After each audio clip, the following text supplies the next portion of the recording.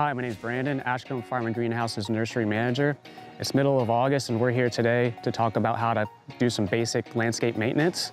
We're going to deadhead roses and clean up some perennials. You need some basic tools, just your pruners and maybe a bucket or a basket to put your finished material in and throw it on your compost pile later. Deadheading is removing spent flowers that are finished.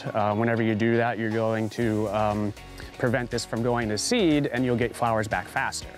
So you're gonna have some nicer blooms and your shrub's gonna just look a lot nicer. All right, so here we have a finished bloom. This is a bloom that is going to seed. So we were gonna remove that so it's gonna produce more flowers.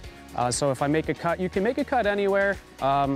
Depending on your technique, it's not an exact science. So with this one, there's 3 finished blooms here. I'm just gonna cut this back right to here. And you just take that finished flower off and you're gonna get flowers back from that. So while you're deadheading, you might be looking for some maybe branches that are diseased or you have insect damage. So we do have some black spot on this knockout rose, which knockout roses are supposed to be disease resistant, but they still do get it. So it might be a good time to scout for any insects or disease. We have it here. So it's ideally you wanna remove down past where the disease is.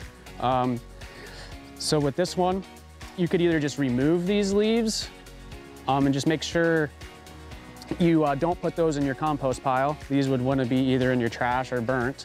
What we'll do is just remove the yellow branches. I'm not too worried with these knockouts getting black spot at this time of year. We'll just make sure it's all cleaned up in the fall.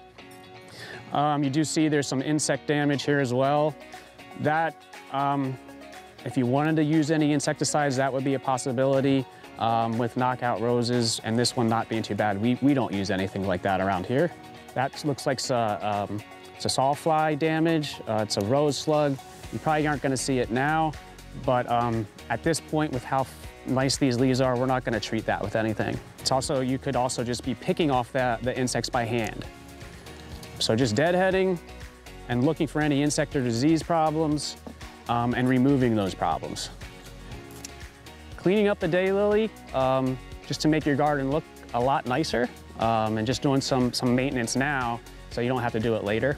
So with this, we're just taking out any finished blooms and leaves that look bad, just so you have a better overall appearance in your landscape. Okay, so with your daylilies, I'm gonna just remove these spent flowers. You can use your pruners. Sometimes they'll just pull right out, like this finished one, just pull right out. But you'd use your hand pruners and cut out the dead or finished blooms. And you're removing any of these brown leaves in here. Sometimes they'll just pull right out. You don't need any tools. And if your daylily is looking really bad, you could take it down completely. But I like to leave these stems up here to get energy to get them through the winter time, so you have a nice healthy plant next year.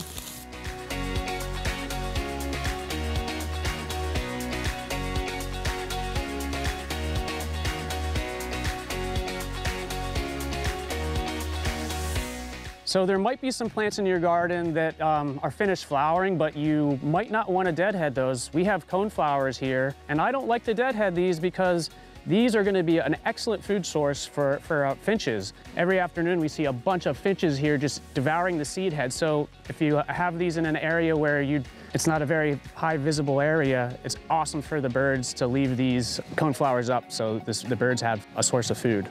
So we showed you some basic landscape maintenance tips, how to deadhead roses, clean up daylilies, and even save some for the birds. If you need any basic landscape maintenance tips, come visit us at Ashcombe.